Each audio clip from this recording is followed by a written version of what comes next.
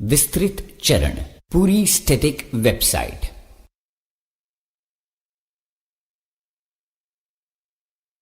आज मैं आपको वेबसाइट बनाने की प्रक्रिया शुरू से अंत तक बताऊंगा। नीचे दिए गए चरण आपकी अपनी शुरुआती वेबसाइट बनाने में आपकी मदद करेंगे। ड्रीम वीवर एप्लीकेशन लॉन्च करें। HTML फाइल और साइट और स्टाइल शीट तैयार करें। HTML फाइल और स्टाइल शीट को अलग से सेव करें। स्टाइल शीट को HTML फाइल से जोड़ना। HTML और स्टाइल शीट दोनों में कोड भरें। अन्य वेब पेजेस के लिए HTML फाइल सेव करें। वेब पेजेस को लिंक करें। सभी फाइलें सेव करें। ब्राउज़र में अंतिम HTML फाइल रीलोड करें। आपको वेबसाइट बनाने का तरीका बताने से पहले आइए मैं आपको अपनी वेबसाइट दिखाऊं। मैं काफी समय से बिना थके इस पर काम कर रहा हूं और मुझे पूरी उम्मीद है कि परिणामों में यह दिखाई देगा। तो आपने देखा कि मैं क्या बनाने वाला हूं। इसी के साथ कोडिंग का सफर शुरू करते हैं। मैं टेक्स्ट एडिटर खोलकर शुरुआत करूंगा। मैं कोड को पॉपुलेट करने के लिए ड्रीम वीवर का इस्तेमाल करूंगा। ड्रीम वीवर एप्लीकेशन लॉन्च करने के लिए मैं यहां स्टार्ट आइकॉन पर क्लिक करके ऑल प्रोग्राम्स में जाऊंगा। एडोब मास्टर कलेक्शन CS5 और एडोब ड्रीम वीवर CS5 चुनता हूं। अब मेरे सामने स्टार्टअप स्क्रीन है।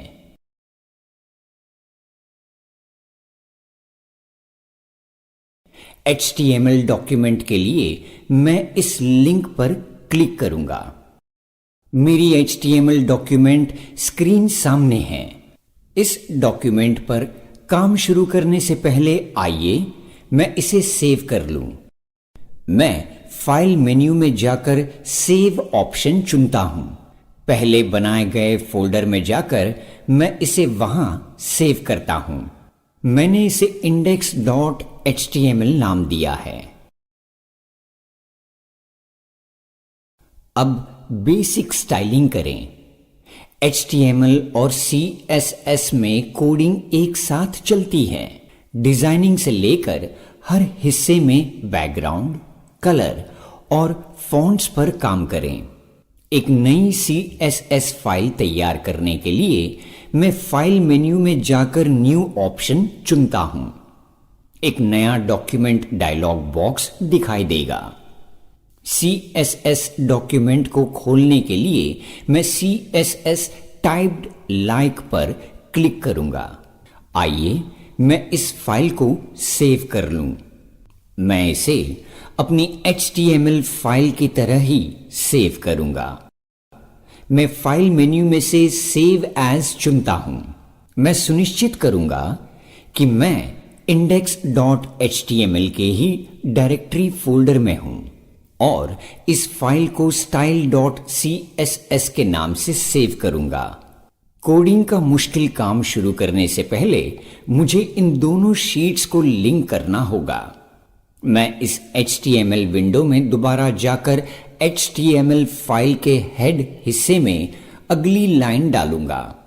दोनों शीट्स को जोड़ लेने के बाद अपने पेज को रिफ्रेश करना सही तरीका है। ऐसा करने के लिए मैं F5 की शॉर्टकट की का इस्तेमाल करता हूं।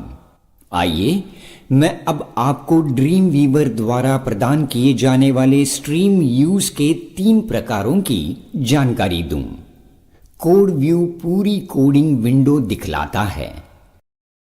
फिर दाईं ओर एक डिजाइन व्यू होता है जो अंतिम आउटपुट पेज दिखलाता है। आप स्प्लिट व्यू में दोनों विंडोज पर एक साथ काम कर सकते हैं। आपको बेहतर ढंग से समझाने के लिए मैं HTML और CSS का काम एक साथ दिखलाता हूं। यहां मौजूद तीसरा विंडो आपको एक साथ लाया गया ब्राउज़र आउटपुट वेबसाइट के रूप में दिखाएगा। मैं CSS शीट पर डिफ़ॉल्ट कोड लिखना शुरू करूंगा। यह मेरी वेबसाइट को एक शुरुआती एनवायरनमेंट देगा। आगे बढ़ते हुए मैं आप सभी का ध्यान हमारे बॉडी टैग के अंदर की चीज़ों पर ले जाना चाहूंगा। इसमें मुख्य पेज की पूरी संरचना का समावेश है। मैंने कुछ अच्छे टैग्स का इस्तेमाल करके उदाहरण दिया है ताकि आप अपने काम में इन्हें शामिल कर सकें। आइए मैं इस फीके ब्लैक एंड व्हाइट पेज को रंगीन बनाऊं। मैंने नीली बैकग्राउंड इमेज की मदद से अपने होम पेज को नीली रंगत दी है। आप इसके लिए मेरे द्वारा इस्तेमाल किया गया कोड देख सकते हैं। बॉडी एलिमेंट का बैकग्राउंड पूरे एलिमेंट का भी बैकग्राउंड होगा। इसमें और भी रंग डालूंगा। टेक्स्ट की कलर प्रॉपर्टी बॉडी एलिमेंट के टेक्स्ट का रंग तय करती है। मैं अक्सर इसी समय अपनी फॉन्ट फैमिली चुनता हूं। ट्रिब्यूचेट MS मेरा मुख्य फॉन्ट है। वेब पर आप कभी भी निश्चित रूप से नहीं बता सकते हैं कि आपके पाठकों के कंप्यूटर पर कौन सा फॉन्ट है, इसलिए मैं विकल्प भी डालूंगा। अगली चीज आप देख सकते हैं कि मैंने अपनी वेबसाइट की पूरी सामग्री को एक रैपर से ढका है जिसे मेन नाम दिया है। यह स्क्रीन पर अधिकतम चौड़ाई ऑपोजिशन कंटेंट को सेव करने के काम आता है। आगे बढ़ने से पहले मैं आपको इस्तेमाल के लिए दो लेआउट्स के विषय में बताना चाहूंगा, फ्लूइड और फिक्स्ड विड्थ।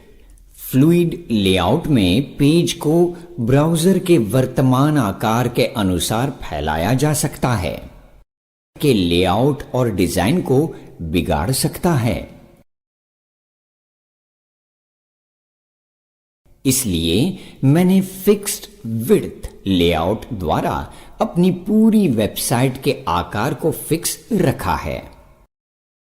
मैंने div टैग की मदद से अपने रैपर को 1000 पिक्सेल्स की चौड़ाई दी है। मैंने जीरो ऑटो का भी यही div मार्जिन दिया है। यह पेज को स्वचालित रूप से बीच में रखेगा। रैपर के भीतर मैंने मेन फ्रेम नामक दूसरा कंटेनर तैयार किया है। यहीं पर मैं अपना होम पेज तैयार करूंगा। मैं पेज को 5 कोर रोज में बांटूंगा। इसमें मेरा वेब पेज और मेन्यू बार शामिल होंगे। HTML और स्टाइल शीट में हाईलाइट किए गए कोड को देखें। मैंने मेन्यू बार तैयार करने के लिए एंकर टैग के साथ अनियमित लिस्ट टैग्स का इस्तेमाल किया है ना आसान? हमारे मेन्यू बार के लिंक्स काम नहीं करते क्योंकि हमारी वेबसाइट में अभी तक एक ही पेज है। हालांकि यह अभी मायने नहीं रखता। वेबसाइट तैयार हो जाने पर कोई भी टूटी लिंक्स नहीं होंगी। टॉप रो के ठीक नीचे हेडर रो है। मेरे हेडर एरिया के भीतर मैंने 2 कॉलम्स डाले हैं। बाएं कॉलम में पेशकश से जुड़ा कोई टेक्स्ट होगा और दाएं कॉलम में प्रोडक्ट की तस्वीर दिखाई जाएगी। यह मेरी वेबसाइट पर पैट्रिस्टिक दिखाई देगा। प्रोडक्ट इंफॉर्मेशन रो की बात करें तो यहां पर मैं प्रोडक्ट इंफॉर्मेशन को 3 अलग अलग कॉलम्स में बांटूंगा।